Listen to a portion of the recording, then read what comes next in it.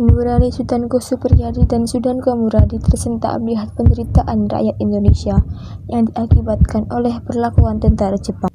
Kondisi Romusa atau orang yang dikerahkan untuk kerja paksa membangun perbentengan di pantai sangat menyedihkan. Banyak yang mati akibat kelaparan dan disentri tanpa diobati.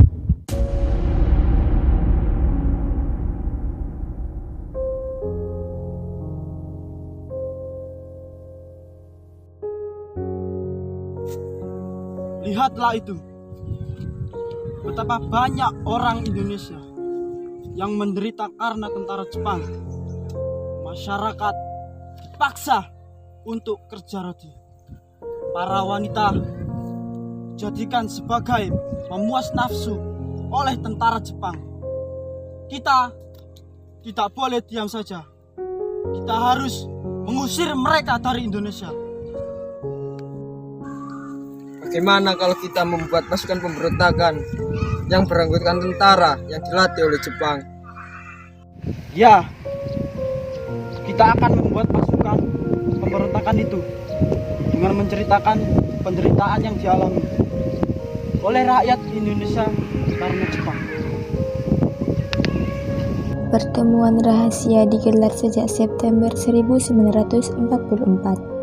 Supriyadi merencanakan aksi itu bukan hanya untuk pemberontakan, tetapi sebuah revolusi.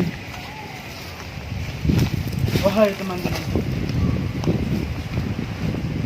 mari kita tinggalkan bendera Jepang dan kita bersatukan rakyat kita.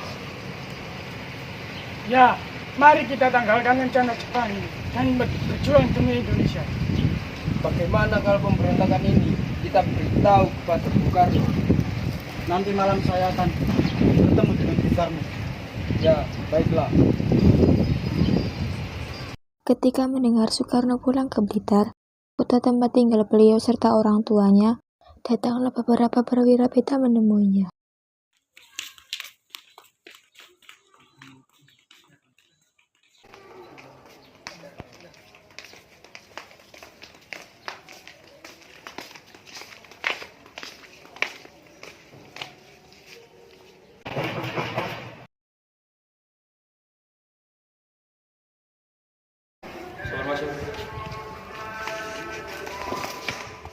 Lalu duduk.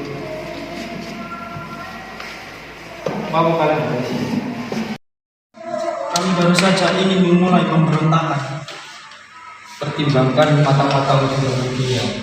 Kami pasti berhasil. Kalian terlalu lemah menghadapi militer sedang ini. Tapi kami yakin kami pasti berhasil. Saya hanya berpesan sebagai negara. Kalian harus menerima akibatnya. Apa Bung Karno tidak membela kami? Saya tidak bisa melarang kalian lagi, tapi saya menjaga pemerintahan militer Jepang di Jakarta. Jepang mulai curiga dengan pergerakan tentara peta dalam melakukan pemberontakan. Ada masalah Pak Jenderal? Saya merasakan pergerakan pemberontakan tentara Indonesia. Cepat panggilkan di sini salah satu tentara Indonesia. Kita akan cari tahu benar atau tidak. Baik Jenderal, saya akan segera membawanya ke sini. Siap, laksanakan.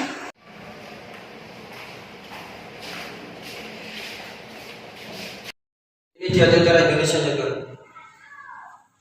Saya mau diapakan Tuhan? Kamu tidak akan saya apa-apakan, asalkan kamu cerita tentang pemberontakan yang akan kalian lakukan. Jika tidak, kamu akan saya penjarakan dan keluar kamu akan saya binasakan. Baik Tuhan, saya akan menceritakan semua. Ceritakan cepat. Kemudian tentara Indonesia itu pun menceritakan semua yang akan mereka lakukan, yaitu pemberontakan terhadap tentara Jepang. Mengapa kita tidak menangkap dan menghabisi mereka yang memberontak? Itu tidak boleh terjadi. Kita di sini untuk memanfaatkan mereka dengan alasan memerdekakannya. Jenderal, kita mendapatkan informasi mengenai pergerakan dan strategi mereka. Apa ceritakan? Mereka akan menyerang markas kita, Tuhan, tapi tidak tahu kapan. Tepat tanggal 14 Februari 1945 dini hari pukul 3 waktu Indonesia Barat, pasukan peta melemparkan bom ke markas Jepang. Akan tetapi bangunan tersebut telah dikosongkan karena Jepang telah mencium rencana aksi pemberontakan tersebut.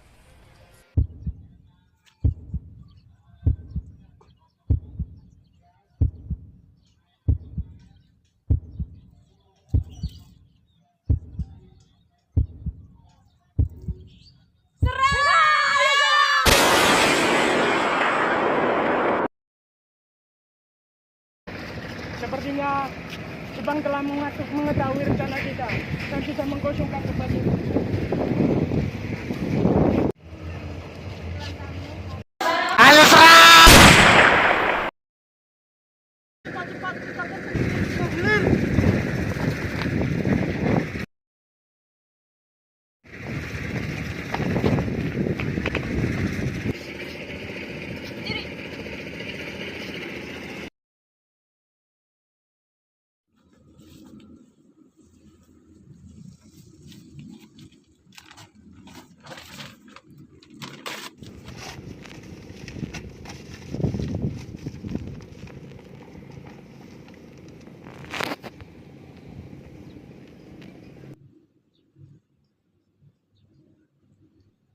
Supriyadi, pimpinan pemberontak dinyatakan hilang dan hingga saat ini masih menjadi misteri apakah ia meninggal atau bisa lolos melarikan diri.